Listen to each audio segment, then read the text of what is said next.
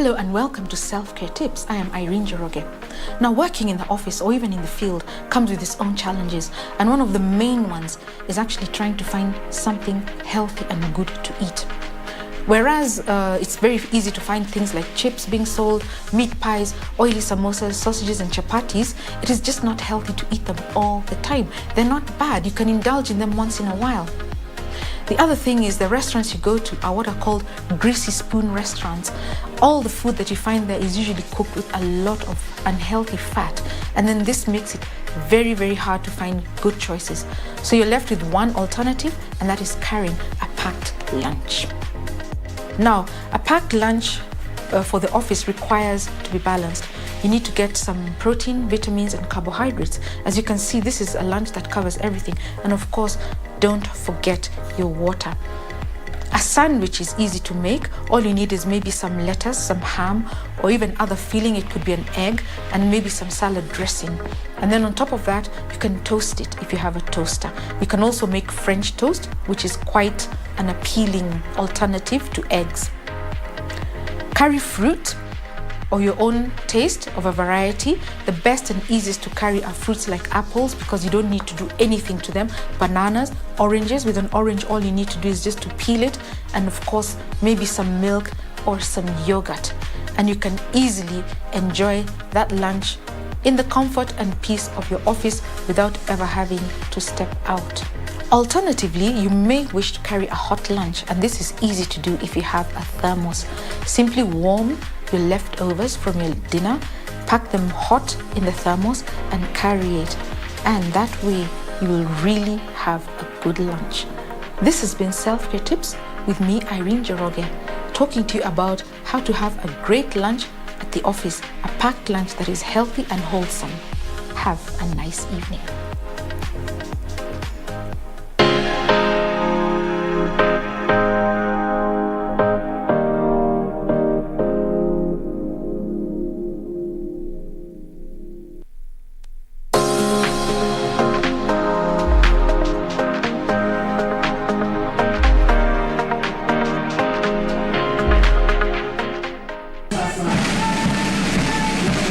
The National Youth Service will hold its pass-out graduation ceremony this Friday, 10th of June 2022.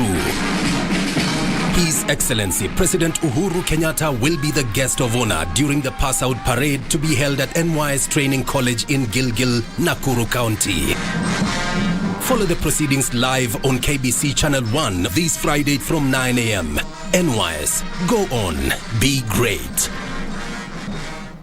As campaign intensifies for the upcoming general election, what does all this mean for you, the voter? What do the candidates have to offer? How prepared are agencies charged with the election process? Join John Kuria and Safina Chieng on Kenya Decides. This and every Tuesday from 10 p.m. on KBC Channel 1 as we unpack elections 2022 with a panel of various stakeholders. Make informed electoral decisions. Kisii County is majorly known for its bananas and has been thriving on soapstone.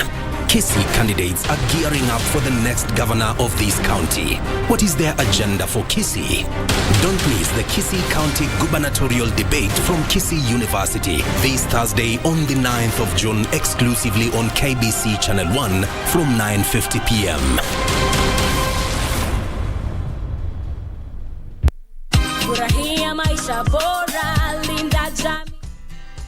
Banki imeconfirm pesa zimeingia. Congratulations Sam, gari ni lako sasa. Shukran. Oi boss, si uniache insurance yako nitumie kabla nijipange. Insurance ya gari haiwezi kuwa transferred kwa mtu mwingine. Sina habari na nikuulize, hii comprehensive insurance inakava vitu gani? Comprehensive Motor Insurance inakava gari linapoharibika wakati wa ajali pamoja na uharibifu wa mali ya mtu mwingine, gari likiibiwa au likichomeka. Pia inakava passenger wa gari lako na passenger wa lile gari lingine kunapotokea ajali. Kwani umenisahau mimi kama driver? Dereva hakui covered na comprehensive insurance, ila anajitafutia personal accident cover. Umenichanua. Rose, hata nishughulikie hiyo insurance, nitakujia gari kesho. Okay, sawa.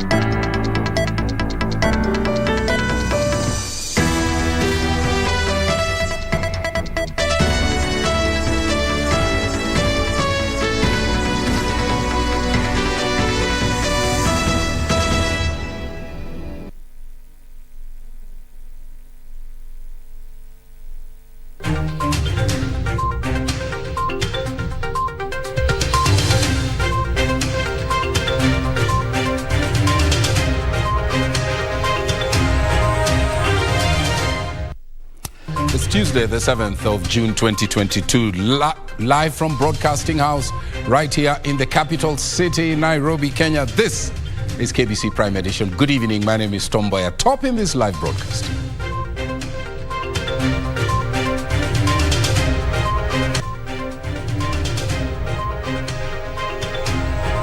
Mike Sonko's big fight. IEBC remains adamant it will not clear former Nairobi governor to vie.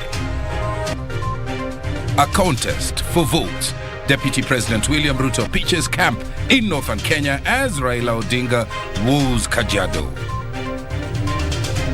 Plus, moving to tame political interference, government stops creation of new administrative units until after August the 9th.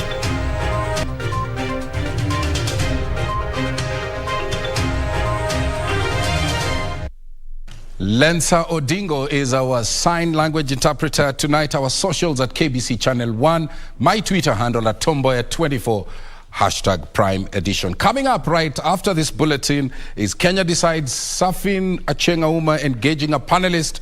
And the topic of discussion tonight is Azimio la Umoja manifesto. Let's get straight into the live broadcast. Former Nairobi Governor Mike Mbuvi Sonko's bid for the Mombasa gubernatorial race has hit a snag after the Independent Electoral and Boundaries Commission declined to clear him Tuesday evening. Mombasa County Returning Officer Swala Yusuf said Sonko presented unsigned certificates. Sonko has, however, condemned the move and vowed to present his case before the IEBC's Dispute Resolution Committee. We will have that report for you coming a little later on in this live broadcast. Now, Deputy President William Ruto, the Kenya Kwanza administration says the Kenya Kwanza administration will place emphasis on small-scale trader to power the country's economy. Ruto, who was in Wajir, says his administration will create a fund where those in second-hand trade can transit to new textiles as a way of creating wealth and employment. Here is that report. For the second day running, the Deputy President was in northeastern Kenya, this time campaigning in Wajir County. Ruto accused his opponents of planning to strangulate small businesses through policy proposals that are punitive. Wale wote wanafanya biashara ya aina zote. Wale wanafanya biashara ya mtumba. Watu karibu 2,000,000 wanafanya hiyo biashara. Mimi nataka niwahakikishie hakuna mtu ataharibu biashara yenu. The Deputy President promised to empower the textile industry through the establishment of textile manufacturing plants that would in turn empower traders. Sisi tutafanya kazi na nyinyi wafanyabiashara wa mtumba ili nyinyi katika clothing industry tuwasaidie ili tutengeneze textile manufacturing and textile industry katika program yetu ya bottom up. Nyinyi ndio mtakuwa waegezaji katika clothing industry. Nyinyi ndio mtakuwa investors katika textile industry ambayo itatupatia nafasi ya kukuza kutoka mitumba mpaka ifike ile kiwango ya juu. Ruto says the next administration must prioritize youth employment, which he termed a time-ticking bomb. Kazi yetu ya kwanza tunaweka bilioni 100 kwa mambo ya agro-processing, value addition, manufacturing, housing, ndio tupange ajira ya vijana wa taifa letu la Kenya. He called on Wajir residents to support the Kenya Kwanza bid to form the next government, as it had shown commitment to ending marginalization. Musifanye makosa.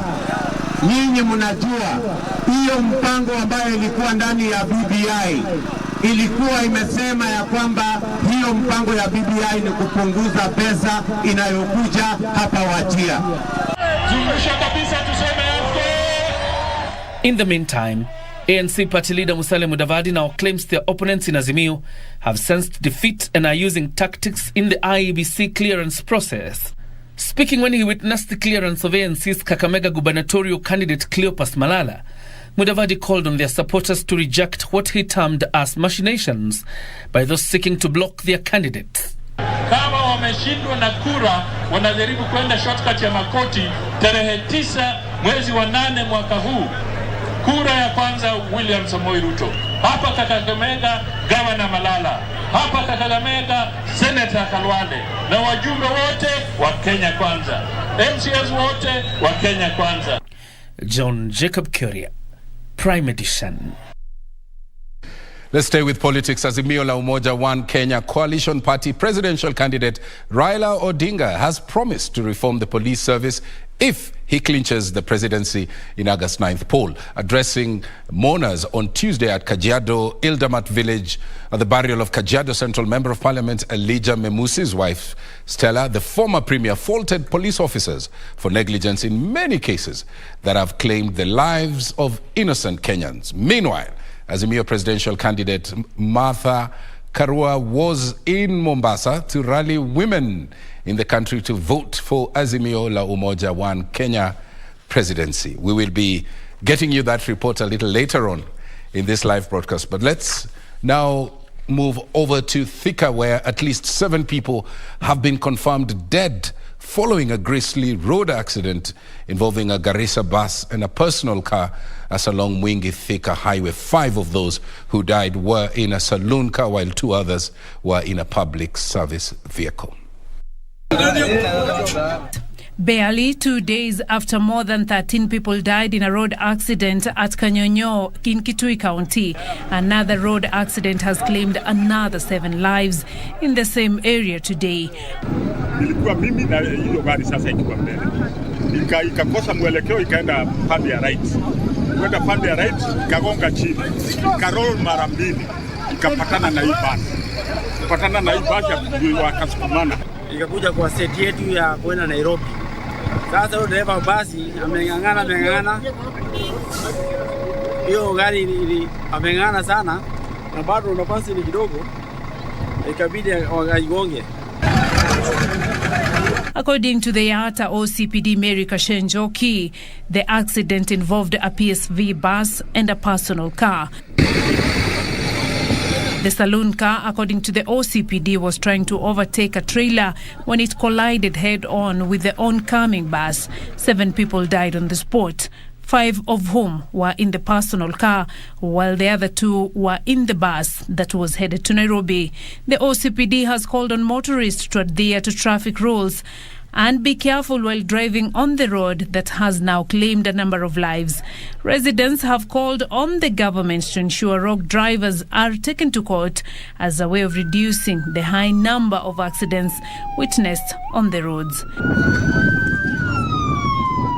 Beatrice Gatonyengetich, Prime Edition. Well, just a reminder that right after this live broadcast, we'll be bringing you your favorite program, Kenya Decides, and Safina Cheng is engaging a panelist of experts, and tonight's topic of discussion is the Azimio la Umoja manifesto. Let's move on now. A number of aspirants who were disqualified by the Independent Electoral and Boundaries Commission from contesting in the August 9th presidential race have vowed to move to court to challenge the decision.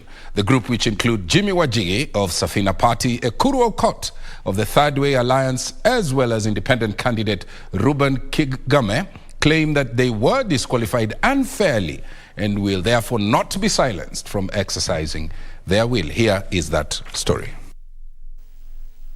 A day after completion of the clearance process of the presidential aspirants by the Independent Election and Boundaries Commission (IBC) ahead of the August polls, Safina Party leader and presidential aspirant Jimmy Wanjigi, Third Way Alliance presidential aspirant Eukuru Okot, and Ruben Kigame are crying foul, accusing the commission of discrimination.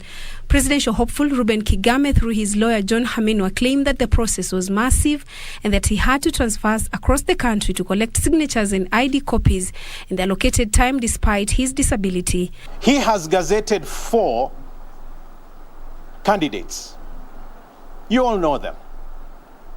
He has also issued a list of those that did not qualify. Now, Kenyans, are you aware that I don't appear in the list of those who are passed as the 4, and I don't even appear in the list of those who are disqualified?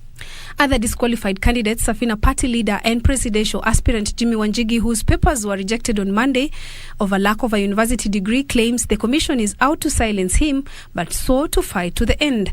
Come the 2013 election, was that there will be an ushering in of a new government that would ensure that the inalienable rights of that new constitution were going to be adhered to. And that the government that was coming into place in 2013 was going to be a government that was pro-reform to that constitution. On his part, Third Way Alliance presidential aspirant Electoral Court says his disqualification on grounds of lack of a degree was poor malice, since the same commission okayed him in the last general elections. In 2017, on the 28th of May 2017, IEBC issued me with a certificate to run as president. Last Sunday, IEBC denied me that certificate on the excuse that my degree certificate is not certified. For Prime Edition, I'm Zainab Said. Now, Nairobi Senator Johnson Sakaja has been cleared by the Independent Electoral and Boundaries Commission to run for the Nairobi gubernatorial seat. Sakaja, who will run on a United Democratic Alliance ticket, promised to make Nairobi a city of order and opportunities if elected. Nancy Okware puts that story into perspective. After hours of uncertainty at the United Democratic Alliance Nairobi camp, the Independent Electoral and Boundaries Commission finally gave Johnson Sakaja the green light to run in the gubernatorial race. Sakaja saying that he would focus on restoring the dignity of Nairobi and make it a county of opportunities if elected. We've had all that fuss that has been going around about qualifications. I am sufficiently qualified to run for Nairobi. The documents I've presented are the same documents I presented 5 years ago when I vied for senator. I'm still the same Sakaja, and everything is verifiable. Esther Thairu Waringa was also cleared by IEBC to run for Nairobi top seat as an independent candidate. It has been labor intensive from the word go, from the beginning when we began this journey as independent. Very difficult. Collection of the IDs, copies of IDs, then putting in the Excel sheet. In Murang'a County, Senator Irungu Kang'ata was cleared by IEBC a day after he was barred due to failure by his running mate to produce papers showing she had resigned within the given timelines. We are happy, despite efforts by our detractors to bar Dr. Winnie from being part of us, that will not succeed. Migori Senator Ochilo Ayako has also been given the nod by the electoral agency to contest for the county top job on an Orange Democratic Movement ticket.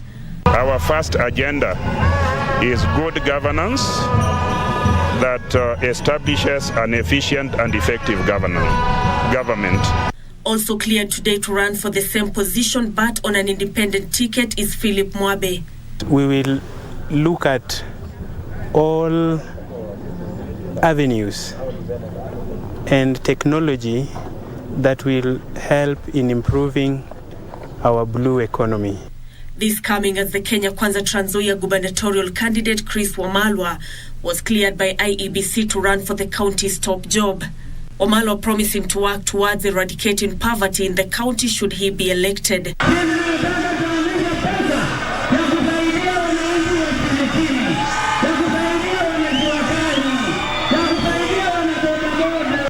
Others cleared by IEBC to run include Mwenda Gatabaki of Safina Party, the only woman candidate to vie in the Kiambu gubernatorial race. My nomination is a big success for the women of Kenya.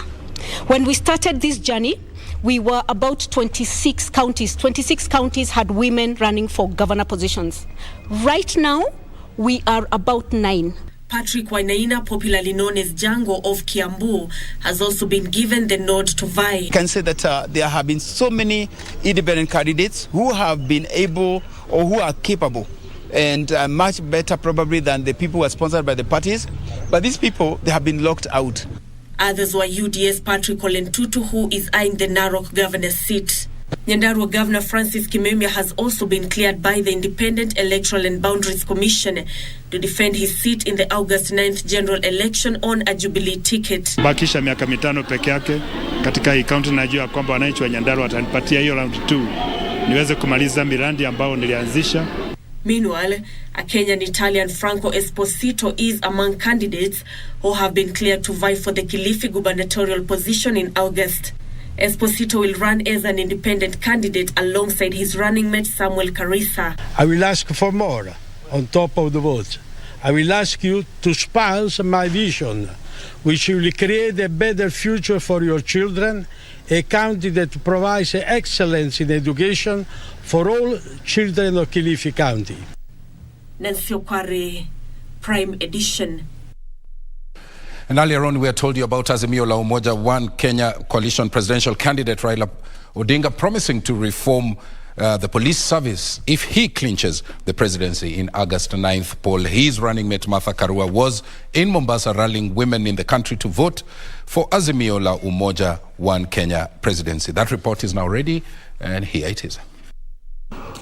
I cried and we cried. Stella Memusi, aged 44, wife to Kajiado Central Member of Parliament Elijah Memusi, who died in a grisly road accident last week, was laid to rest at her family home in Ildamat village in Kajiado County. The car she was traveling in from Nairobi rammed into a stationary trailer near Isinya town. Azimio la Umoja One Kenya coalition party presidential candidate Raila Odinga was among the mourners who attended the burial. Odinga faulted the local police officers for negligence, saying the police service needs urgent reforms. Kwa hiyo mpaka nibadilishe this so-called police force and retrain it to make it a truly police service. Ndio wanaweza kutembea na sisi ili tuweze kumpigana na yale maovu ambayo yanatendeka, hasa mambo ya ufisadi. Odinga also demanded for immediate arrest and prosecution of GSU officers who shot and killed 4 demonstrators and injured several others last Thursday, terming the incident as unfortunate. He promised the Maa community he will address historical land injustice, livestock insurance to cushion them from drought and value addition in livestock products. Mambo ya mfugo tulisema tutaangalia mambo ya mfugo, tutaleta bima ya mfugo ili kama ng'ombe yako inakufa wewe au kusima chakula wewe unapata pesa. Kura tutasimama na wewe kwa sababu tunajua kilio chetu, marginalization yetu, shida zetu wewe unazielewa. Elsewhere, his running mate Martha Karua was in Mombasa County during the celebrations to mark the 70th anniversary of Maendeleo Wanawake organization. Karua called on women in the county to vote in the Azimio to reap big from the next government. Kama wamama tukikosa kusaidia nchi yetu kusimama wima, tutakuja kulia na watoto wetu, na hiyo hatutaki. Kwa hivyo lazima tuangalie mwenendo wa kila mtu, wa kila kikundi kinachotafuta kura. Na lazima ujiulize, ni nani utaamini ataunganisha wa Kenya na kusimamisha nchi? Na sisemi tu kwa nyadhifa ya juu. Mimi nasema anza na yule anatafuta kiti ya MCA ward yako. Many families, households, jamii hawataki hata kupata pesa ya jioni ya kula chakula ya jioni. Akasema 2 million households zitapata 6,000 shillings kila mwezi.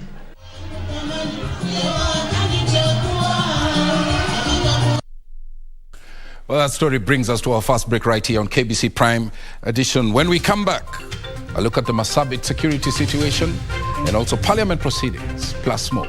Stay with us.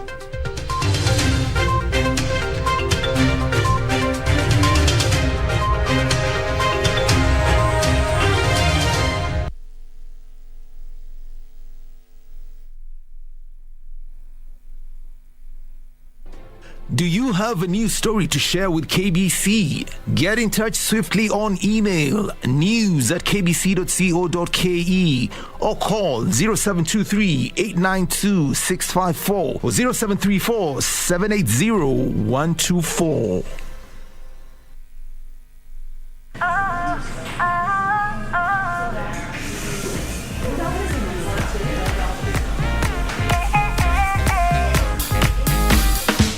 Come take a looky, come take a looky here. Kujamu wangalie, form yangu wiko juu. Come take a looky, come take a looky here. Cause you know it's your time and you shine right there and then. TCB Naturals, hair that lets you shine. To get John chapter 11 as your skiza tune, dial *811 *965 hash. I am the resurrection and the life. The one who believes in me will live, even though they die. John chapter 11, verse 25. To get John chapter 11, dial *811 *965 hash. To get John chapter 11, dial *811 *965 hash. Our arts and entertainment industry has evolved over the years. It is at such times that our destinies are written.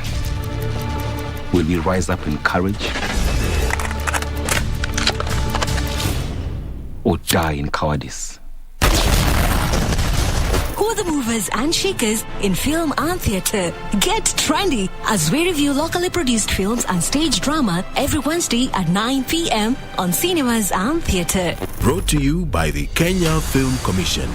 Film Kenya, Capture Africa.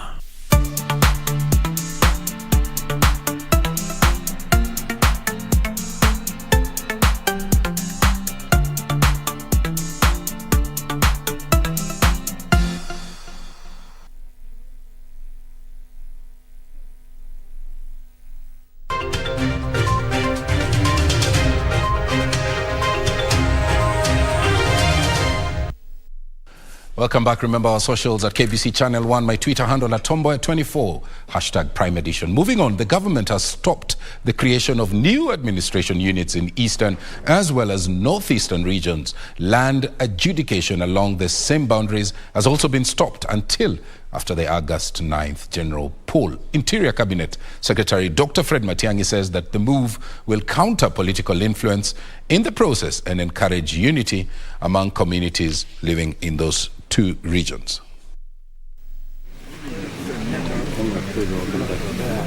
The government has put a freeze appointments and creation of new administration units within northern Kenya to avoid conflict of interest during the electioneering period. Interior Cabinet Secretary Dr. Fred Matiang'i says he will consult with the Ministry of Lands to address land adjudications in the region, which has been cited a major cause of constant conflicts in the area. With a view to carrying on with those that are not controversial and putting on hold those that are controversial, because if we put so many balls in the air, we are going through an electoral season and then we are trying to solve controversial land adjudication at the same time prepare for elections. One could be held hostage by the politics of the time and cause unnecessary conflict amongst our people. The CS is in the meantime urging leaders in Meru County to reconsider the proposal to ban camel grazing from neighboring counties. We must respect their authority and their powers according to the Constitution, but we are going to use lawful structures to request them to reconsider that decision because it's unnecessarily discriminating. And whatever objective they have, they can still achieve it without going that direction. Meanwhile, a section of residents at Kimogandura village in Laikipia County has called on the Independent Police Oversight Authority, IPOA, to investigate circumstances under which a teenager was shot dead during a confrontation with herders.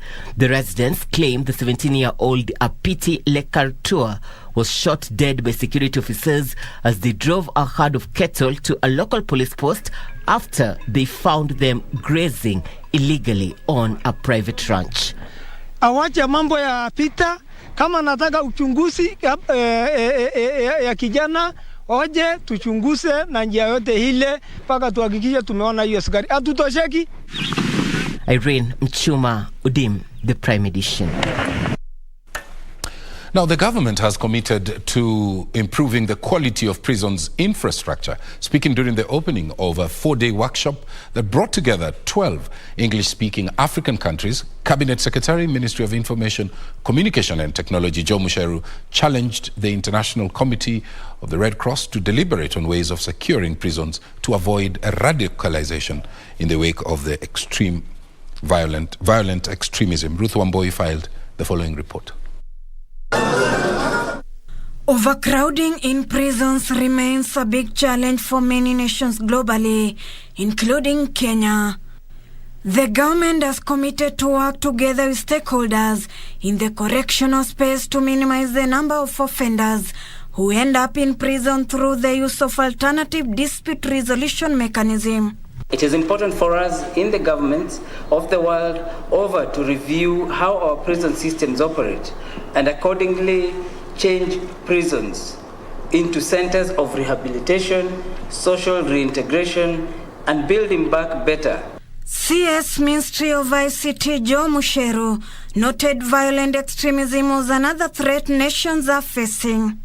Improvements to Shimolatewa prison undertaken by the UNODC in partnership with the Kenya Prison Service have elevated the living standards and conditions afforded to suspected pirates awaiting trial towards minimum international standards. The head of the International Committee of the Red Cross delegation, Daniel Gerald, reiterated his commitment to improving African correctional services association members.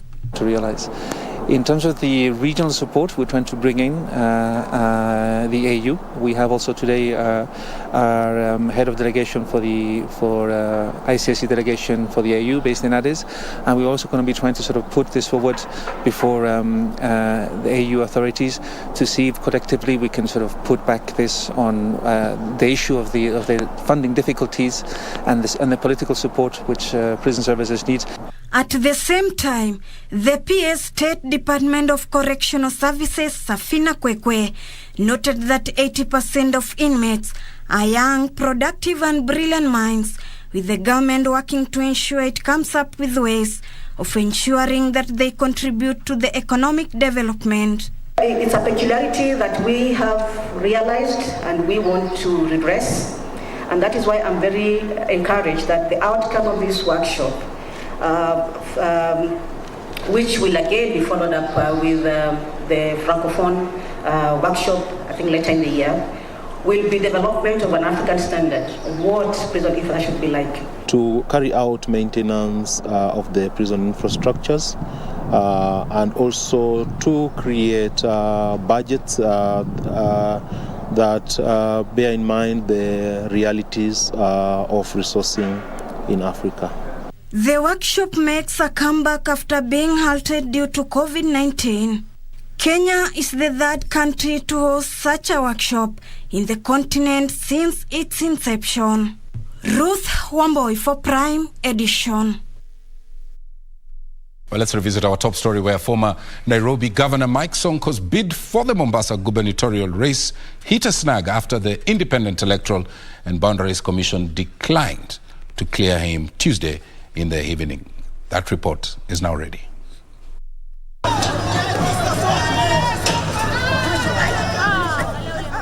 At around 2 p.m. on Tuesday afternoon, former Nairobi Governor Mike Sonko, accompanied by his running mate Kisaoni Member of Parliament Ali Mbogo and a host of his supporters, honored their debt with the IEBC at the KSG offices in Mombasa. Received by the county returning officer Swalha Yusuf, Sonko met most of the electoral body's requirements until he failed to produce the stamp ESCC certificate. According to the county returning officer Swalha Yusuf, the Monday's 3-bench judge ruling granted him audience with the IEBC, but not to have him cleared a realization that did not augur well with his lawyers and supporters. Did not order the commission to clear. So I have a question that I say, what order do you need for this clearance? And that's why the court ordered that the case be treated as urgent, and the case was transferred to Mombasa and treated as urgent. That's a different matter. Swalha will further direct Sonko and his party to take advantage of the 10 days window period to put things in order, and advise they also did not take lightly. Swalha, what are the timelines? So the court from 10 to 19. We still have time. After a 5-hour standoff, an embattled Sonko emerged, accusing some quarters of trying to nullify his candidature, affirming he will expedite the court's process to sanitize his name. There were 3 orders barring IEBC from receiving our documents. Those orders were set aside by the High Court yesterday. So we expected IEBC to follow the law the way we are following the law. The returning officers, the returning officer has taken all the relevant documents. She had forwarded them to the Director of Legal Affairs, IBC. She's waiting for the response. Maybe tomorrow we can come back here, but we shall follow those avenues. We shall follow the law to the end. A standoff between his supporters and the police would later ensue as they cried fall. Junika Risambele from... Now, Major General retired Charles Mwanzia is a peace and conflict management consultant, professional safety, security, and intelligence expert, and a retired Major General from the Kenya Defense Forces, Kenya Air Force, from February 2012. Former Chief and Director of Military Intelligence and Commandant Defense Staff College and Kenya Military Academy. This week on Military Tales, we feature the retired general, and Nisi Imano is on that story.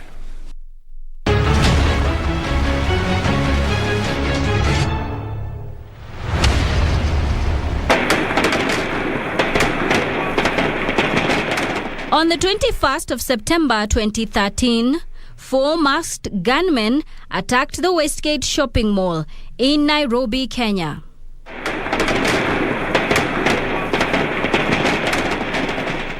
"200 people were wounded in the mass shooting." So what exactly is the role of the military intelligence in such national security operations? We have what we call the intelligence cycle, where every information collected is evaluated, is analyzed, and eventually there is always the information which has to be dissemination on need-to-know basis. Within the military intelligence also monitors their own intelligence. Because you can have an intelligence activities, organization, and you have a section of your own intelligence turning against yourselves or even against the system. So the counterintelligence, you also look at, you counter your own activities, you monitor, you counter those of the potential enemies, and then you share a lot with the national intelligence. This intelligence has helped the country just recently. A lot of arms were recovered from City Hall, and the military broke into the armories at the City Hall and took all the weapons. It's not a secret, but that was neutralized. They were all picked and kept. They were taken for safe custody. Trained as an aircraft controller, General retired Charles Mwanzia joined the Air Force in 1979 and rose through the ranks, becoming the Director of Military Intelligence and Commandant of the Defense Staff College. I was in charge of a small, Moi Air Base, a small airspace, limited up to 9,000 from sea level, in a small area where Eastleigh is. But originally I was controlling air traffic from Jomo Kenyatta International Airport, what we call the upper terminal area, all aircraft. He was commissioned in 1980, and shortly after, the infamous failed 1982 coup happened. I had just arrived from Pakistan, and I was called from home. We had a major exercise. This major exercise was a routine exercise. I was sent to Kisumu. Largely in the dark on the alleged military coup, he followed the radio updates. Apparently, the Air Force headquarters we were trying to call had been bombed by the Kenya Army. It was on fire. In his years in the Air Force, General Mwanzia effected a number of changes. I was also the commandant, Defense Staff College, a Kenya Military Academy. We came up with a program of training cadets for 3 years. Repairing and maintenance of aircrafts. We, in the Air Force, when I got there, we had a fleet of aircraft called the Tucano. There, I go to the Air Force, I find the entire fleet grounded. Maintenance crew were trained in UK to be able to do almost anything on that aeroplane. We used our own tools to recover the aeroplanes. He has received various awards. His Excellency, I've got 3 of them. The Order of the Grand Warrior, the Order of the Burning Spear, and the Chief of the Burning Spear. But the retired general, as many before him, praises General Tonje and the reforms he initiated as the Chief of Defense Forces. General Tonje is credited with one thing. He got the military go back to study. Okay. And he's one person, I think the impact in the military will never be forgotten. Even with his rich training and experience, General Mwanzia says he was sometimes misunderstood. I was told one time by one of the senior officers, I was trying to civilianize the military. We continued pushing because that's where the new world is going to. The military must be highly educated, they must be able to analyze issues. But what is the one thing the general is remembered for? Timekeeping, being just out there to deliver and show the results and do better than, make place better than the way you found it. Reporting for KBC, Amnesty Imano.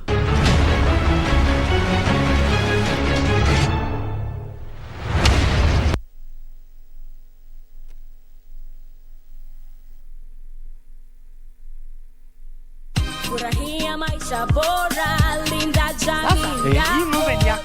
Asante. Hii ng'ombe itatoa maziwa mengi kabisa. Sasa shida ya school fees imeisha tena. Chukua hii. Hebu nikuulize, hii maneno unasikia ya bima ya elimu inaweza kuonekana mtu ana process ya kuchukua insurance kapa yote ni rahisi. Hata niko na kapa ya gari yangu. Kwanza unajaza proposal form kama hii na uijaze wewe mwenyewe. Na kama haujui kusoma, uijaze na mtu.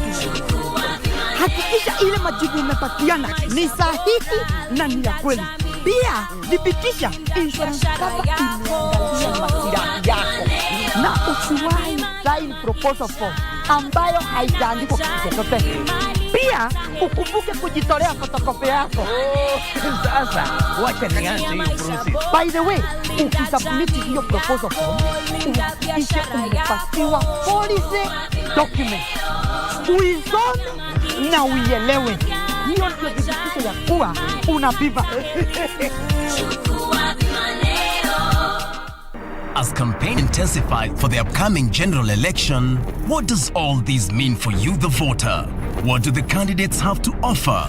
How prepared are agencies charged with the election process? Join John Kuria and Safina Chieng on Kenya Decides. This and every Tuesday from 10 p.m. on KBC Channel 1 as we unpack elections 2022 with a panel of various stakeholders. Make informed electoral decisions.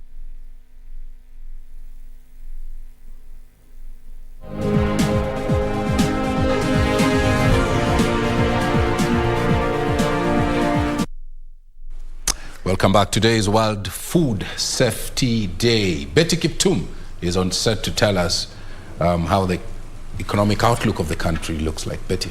Thank you very much, Tom. Indeed, as you said, today is World Food Safety Day, and quite some concerns about the health or the safety of the food that Kenyans eat. Now, the government has set aside 10,000 acres for the production of fodder at the Galana Kulalu irrigation scheme. Livestock Principal Secretary Harry Kimutai says the fodder is set to complement maize production at the scheme to make Galana a more viable venture and reduce the cost of dairy production.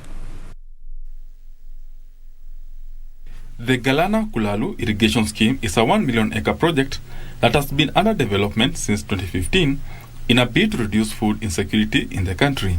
The government has so far identified 5,000 acre model farm for production of maize, beans and potatoes among other foods.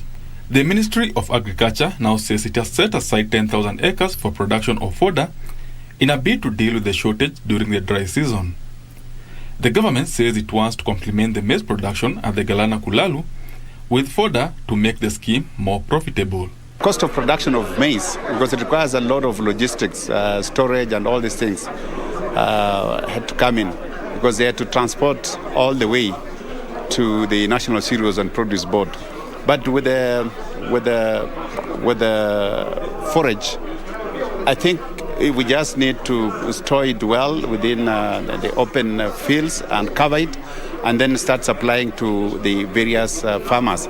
The fodder farm is expected to reduce the cost of animal feeds in the country that has spiraled due to the drought and the Russian-Ukraine war. This has led to a spike in milk prices by 30%. Because we shall need what is called the high crude protein fodder like Lucerne, Alpha in those areas, which are very good for dairy production. The government has further extended yellow maize importation window by another 6 months. We shall now allow the GMO maize will be 99.01%.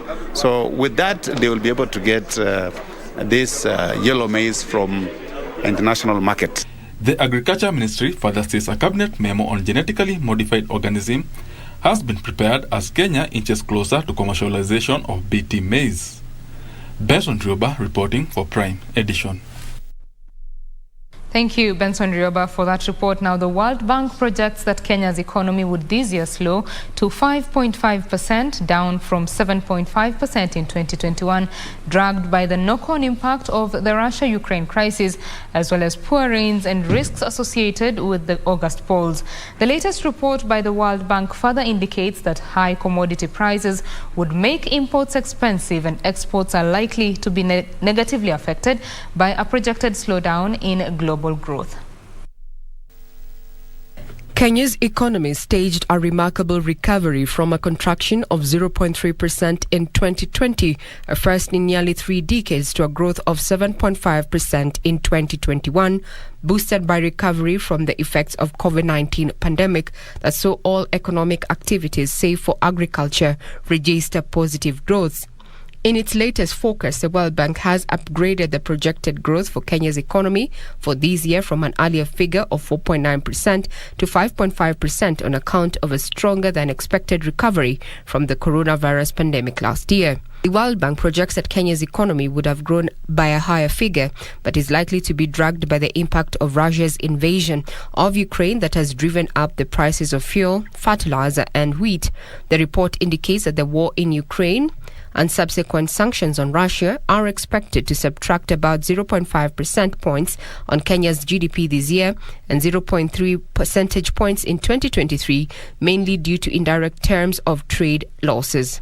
The World Bank projects that high commodity prices will increase import costs, while the projected slowdown in global growth will soften the demand for Kenyan exports.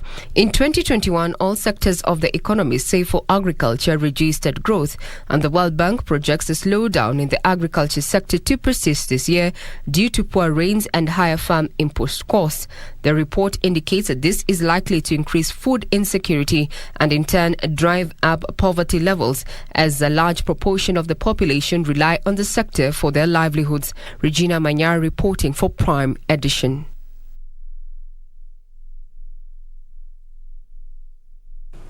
Now, the Azimio administration will be banking on manufacturing and livestock to expand the economy to double-digit growth. The political outfit says it will increase funding to counties to start industrial parks and tap heavy machinery companies to set up steel mills and motor vehicle manufacturers in Kenya. The coalition party's manifesto that was unveiled yesterday is also banking on increasing investment in agriculture to drive economic growth. Azimio! The Azimio Lomoja coalition became the first party to release its manifesto last night. The coalition's presidential candidate, Raila Odinga, spelled out 10 economic policies that will spur socio-economic development. In the document, the coalition is targeting a double-digit growth that will be propelled by a well-established manufacturing sector. Agriculture, which is one of the enablers of the manufacturing sector, the Azimio coalition is targeting to jump the sector's contribution to the economy to 30% from the current 22.4%. This will be achieved through agriculture mechanization, the establishment of a large-scale irrigation schemes, and farm input subsidies, among other measures. Raila has also said his administration will tap manufacturers of heavy industries to establish tractor assembly lines in the country. Agriculture will review all the policies, laws, standards, and norms to guide the sector. To incentivize the agriculture sector, the coalition will establish a minimum guarantee scheme to protect farmers from poor prices and reduced post-harvest losses. In the livestock sector, the administration will focus on increasing value addition and protecting herders from losses during the dry season. This minimum guarantee for farmers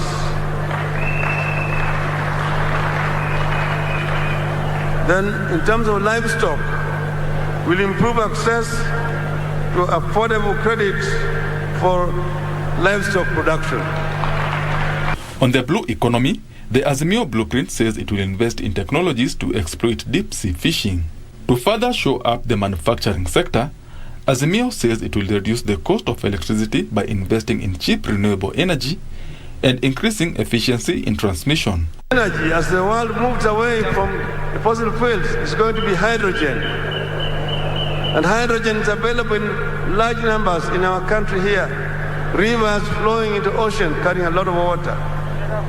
Hydrogen is just extraction of hydrogen from water and leaving oxygen, which is also usable. We will produce hydrogen here and use it to manufacture, to generate energy. The administration has promised to make amendments to the taxation regimes that will favor youth startups in the country as part of promoting small and medium enterprises. We are going to go to primary production so that our people who are importing mitumba can have good product to sell here. I'm saying that we are not moving anybody out of business. We'll ensure that those who are importing mitumba get the first hand to market goods which are going to be manufactured here in this country. On improving the digital economy, the coalition is committing to protecting intellectual property to foster innovations. Other key areas targeted for growth include tourism, mining, and infrastructure development. Benson Drioba reporting for Prime Edition. Now, architects are sounding alarm over the high number of unapproved construction projects going on in the country. The Architectural Association of Kenya says over 70% of ongoing projects have not gone through the right approval processes, risking the lives of users. The association is calling on county governments to hire certified professionals in order to reduce the construction mishaps witnessed in the country. The construction sector has added over 400 billion shillings to Kenya's gross domestic product in 2021, providing direct and indirect employment to millions of Kenyans across the country. Despite this, the sector has not been spared from the global constraints occasioned by COVID-19 and local challenges that are debilitating the practice. As we are recovering from this pandemic, our economy, like many other economies globally, has been affected by other factors that have resulted in steep increases in the cost of living, causing untold suffering to many citizens.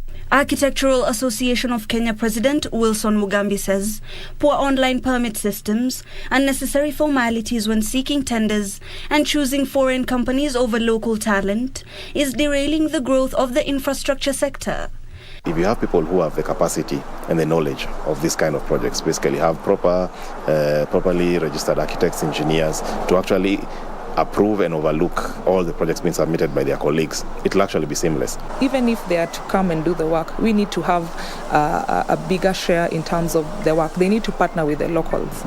The association is now urging relevant state agencies and the National Construction Authority to improve digital permit systems because despite the review of the building code, many portals and government offices still frustrate professionals in the sector. They say over 80% of building and planning applications in various counties on the e-permitting system are yet to be approved. The association argues the county governments have no clear statement of the timelines, with delays taking up to a year. There's a lot of action that needs to be taken to ensure it's easier for people to get their projects approved, thereby making business easier in the real estate industry. AAK now wants the government to provide a system where local professionals get priority over foreign companies on projects in the country to ensure locals benefit the most in the sector. As of recently, the construction sector has been riddled with a lot of mishaps, but architects insist the only way to remedy the situation is to ensure you hire professionals. Hibak Said for Prime Edition. Now, Hibak Said's report brings us to the close of business news this particular evening. A bit earlier, our story on Azimio's economic agenda showed that there was live footage. It was not live footage, that was footage from yesterday's Azimio's function launching their manifesto. Well, that's it for the business news. Karen Kibet is standing by to give you the latest in the sports arena. My name is Betty Kiptum. Do have yourself a lovely night. Bye-bye.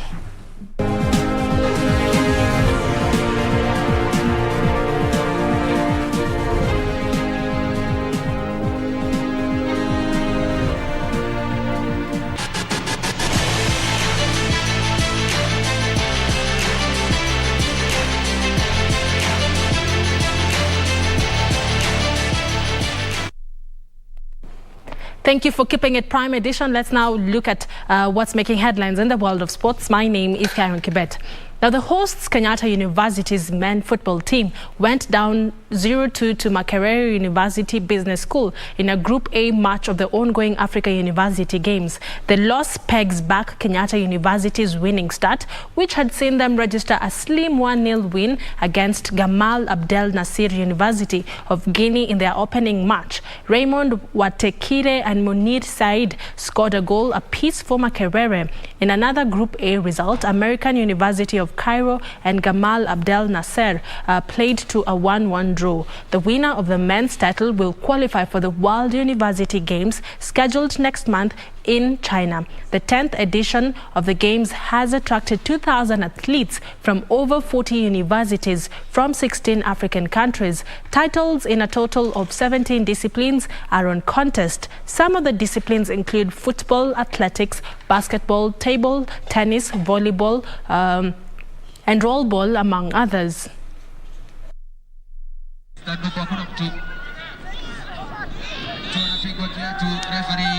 We were in the game until the penalty came in.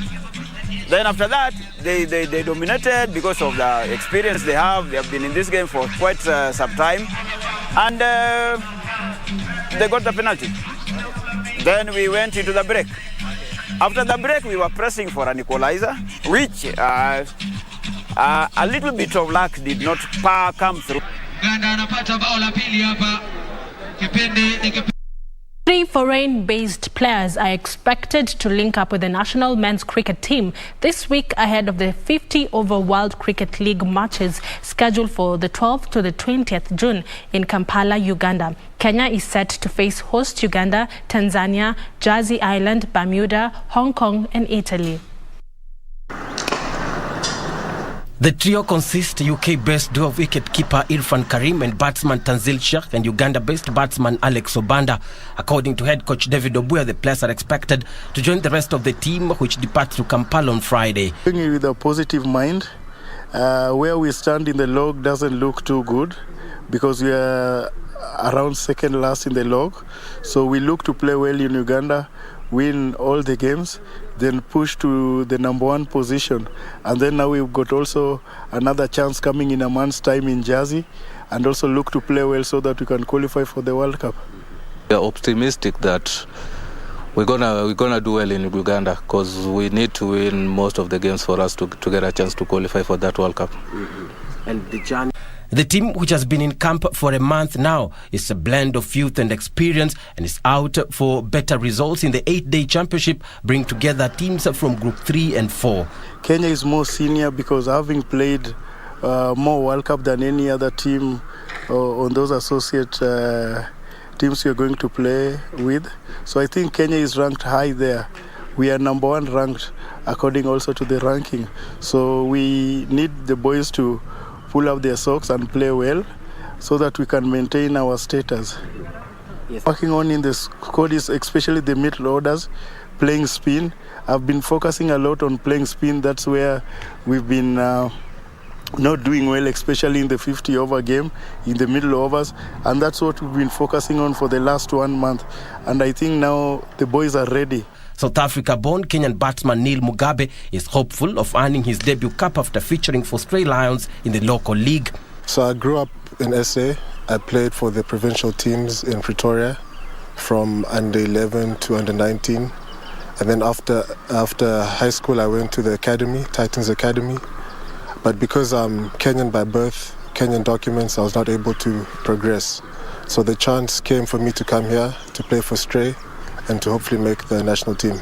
I want us to get back to ODI status where we're playing against the best in the world. So I think that's what drives all of us, and that's what my motivation is. Yeah, his qualities are good. He's up the mark, so he's somebody to watch. Yeah. So when his opportunity comes, he needs to grab it. Head coach Mboya intimated that he is out to build a 30-member squad from which he will draw players from, adding that this will increase the competition for places in the squad. I've been looking at for the next 2 years is to build a strong squad, not a team, a squad of 30 players, whereby I can pick out of the 30 players whoever, and not being worried that he cannot fit in the shoes of someone who is replacing. So I'm looking to work on a squad in the next 2 years. And that's why also in Uganda I'll take a lot of youngsters. 2 top teams from the championship will stay on course for qualification for the ICC World Cricket League Group 3. The ICC World Cricket League was created in 2007 to provide regular playing opportunities for similar standard ICC associate members in an international 50-over competition structure. The ICC World Cricket League currently includes 5 divisions. Finally, the national women's volleyball team attacker Sharon Chepchumba has signed a professional contract with Greek side Aris Thessaloniki for the 2022-2023 season. Now Chepchumba joins the list of Kenyan players who have turned professional, among them Kenyan setter Jane Washu, who plies her trade in Seychelles. The Kenyan attacker, who guided KCB to the African Club Championship title recently in Tunisia, had failed to make the cut to join the Korean Volleyball League earlier this year. Meanwhile,